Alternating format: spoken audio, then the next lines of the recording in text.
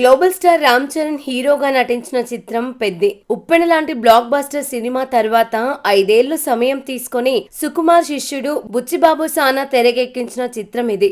జాన్వీ కపూర్ కథానాయిక, జగపతి బాబు, శివరాజ్ కుమార్,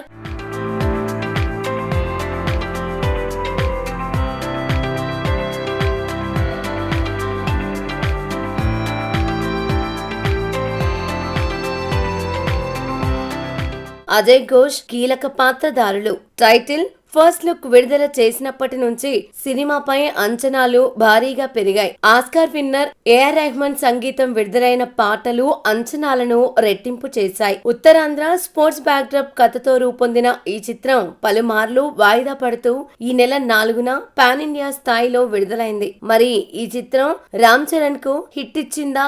దర్శకుడు బుచ్చిబాబు ద్వితీయ విఘ్నం నుంచి గట్టెక్కాడో లేదో చూద్దాం.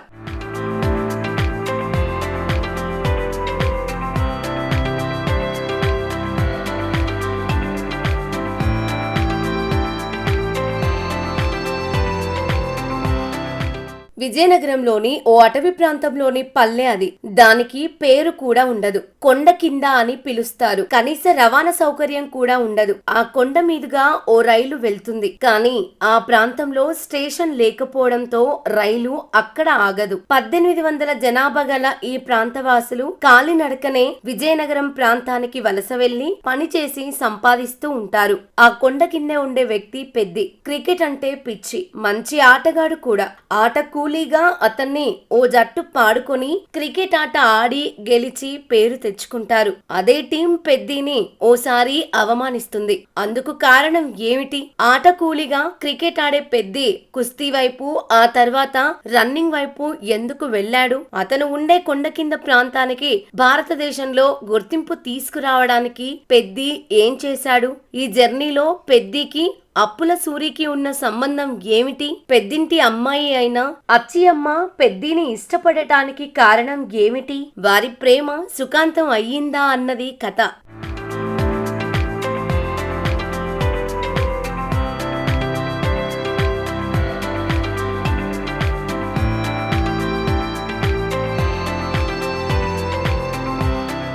స్పోర్ట్స్ బ్యాక్డ్రాప్ అనేది యూనివర్సల్. ఎవరికైనా ఈ జానర్ ఓ ఎమోషన్. స్పోర్ట్స్ కథలకు కుల, మత, ప్రాంతాల భేదాలు ఉండవు. ఇది కూడా ఆ తరహా చిత్రమే. విజయనగరంలో ఏ గుర్తింపు లేని, అంటే కనీసం ఆ ప్రాంతంలో 1800 మంది ఉన్నారన్న విషయం తెలియని ప్రభుత్వానికి ఆ ఊరి యువకుడు పేరు ఎలా తెచ్చాడు? అదొక ఊరని దేశానికి ఎలా తెలియజేశాడు? ఈ జర్నీలో ఎదురైన సవాళ్లు ఏంటి అన్నది ఇతివృత్తంగా తీసిన సినిమా ఇది. 140 కోట్ల జనాభా ఉన్న దేశానికి 2 పథకాలేనా అంటూ క్రీడా శాఖ మంత్రి రియాక్షన్ తో సినిమా మొదలవుతుంది. ఈ మధ్యలో ఎలక్షన్లు, లవ్ ట్రాక్, ఇలా కొన్ని సీన్లు వచ్చిపోతూ ఉంటాయి. స్పోర్ట్స్ అథారిటీలో కీలకంగా వ్యవహరించే వ్యక్తి మంచి ఆటగాళ్ల కోసం విజయనగరం వస్తాడు. కథ పెద్ది క్రికెట్ వైపు తిరుగుతుంది. పెద్ది గురించి తెలిసి ఆ అధికారి ఆశ్చర్యపోతాడు. అక్కడి నుంచి పెద్ది ఆ ఊరి ఆత్మగౌరవం కోసం ఏం చేశాడనే విషయాన్ని దర్శకుడు నేరుగా తెరపైకి తీసుకొచ్చాడు.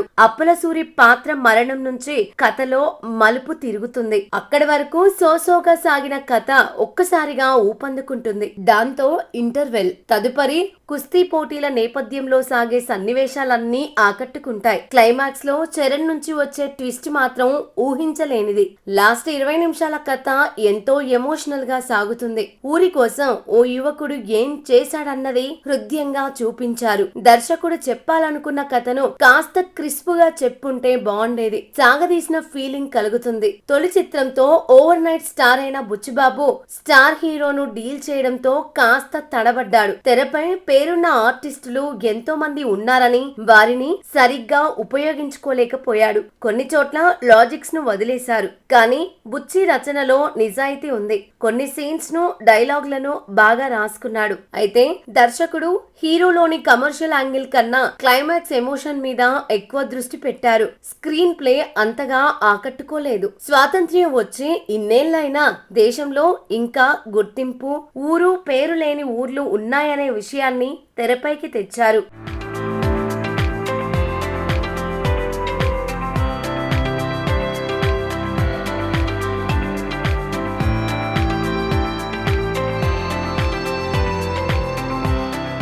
గత చిత్రాలతో పోల్చితే పెద్ది తన కెరియర్ కు ప్రత్యేక చిత్రంగా నిలుస్తుందని, మట్టి లాంటి చిత్రమని మొదటి నుంచి చెబుతూ వచ్చారు రామ్ చరణ్. నటన పరంగా ఆయన చెప్పింది 100% నిజం. పెద్ది పాత్రకు ప్రాణం పోశారు. 2 ఏళ్లుగా ఈ సినిమాకు పడిన కష్టం, పెట్టిన ఎఫర్ట్ తెరపై కనిపించింది. క్రికెట్, కుస్తీ పోటీల సన్నివేశాల్లో నెక్స్ట్ లెవెల్ అనేలా చేశారు. డాన్స్ తో పాటు యాక్షన్ ఎపిసోడ్స్ బాగా చేశాడు. కుస్తీ సన్నివేశాలైతే గూస్ బంప్స్ తెప్పిస్తాయి. సినిమా మొత్తాన్ని చరణ్ భుజాలపై వేసుకొని మోశారు. హీరోయిన్ గా జాన్వీ కపూర్ అచ్చియమ్మ పాత్రకు న్యాయం చేసింది. అయితే ఈసారి ఆమె పాత్ర నిడివి ఎక్కువగానే ఉంది. ఇక అందాలనైతే వెదజల్లేసింది. అప్పుల సూరిగా జగపతి బాబు పాత్ర బాగుంది. ఆయన చెప్పినట్లుగా ఈ చిత్రం ఆయనకు ఎంతో ప్రత్యేకం. రెజ్లర్ గౌరీ నాయుడుగా శివన్న అద్భుతమైన నటన కనబర్చాడు. ఆయన పాత్ర కూడా సినిమాకు హైలైట్ గా నిలుస్తుంది. బొమ్మన్ ఇరానీ, అజయ్ ఘోష్,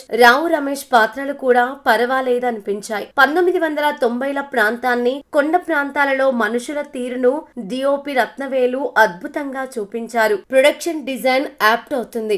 ఏఆర్ రెహమాన్ పాటలతో సందడి చేశారు. కానీ రీ రికార్డింగ్ విషయంలో మెరుపులు చూపించలేకపోయారు. కొన్ని సన్నివేశాల్లో నేపథ్య సంగీతం బోరింగ్ గా అనిపించింది. నవీన్ నోలి సినిమా ఓ 20 నిమిషాల వరకే కత్తెర వేసుంటే బాగుండేది. నిర్మాణ విలువలు మాత్రం ఎక్కడా తగ్గలేదు. సినిమాలో కొన్ని సన్నివేశాలు కాస్త నిడివి ఎక్కువ కావడం మైనస్ గా కనిపిస్తాయి. అభిమానులకైతే పెద్ది విందు భోజనం లాంటి సినిమా. ప్రస్తుతం ఏ సినిమా పోటీ లేకపోవడం ఈ సినిమాకు ప్లస్ అవుతుంది. మొత్తానికి పెద్ది రామ్ చరణ్ 1 మ్యాన్ షో అనే చెప్పి తీరాలి.